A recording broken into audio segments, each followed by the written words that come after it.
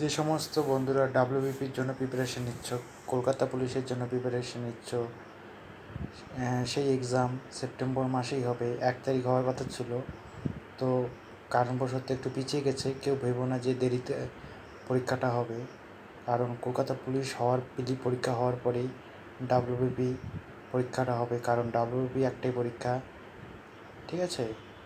আর যেভাবে এতদিন ধরে বই পড়ছো সেগুলো বারবার রিভিশন দাও, আর বই টপিক চেঞ্জ করবা না, রেগুলার রিভিশন দাও, কারণ সেপ্টেম্বর মাসে কলকাতা পুলিশ হবে, পুজোর আগেই পরীক্ষা হবে।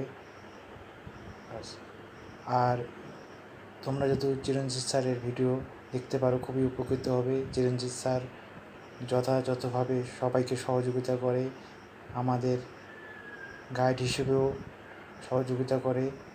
তোমরা ওনার চ্যানেলটাকেও ফলো করতে পারো। ধন্যবাদ।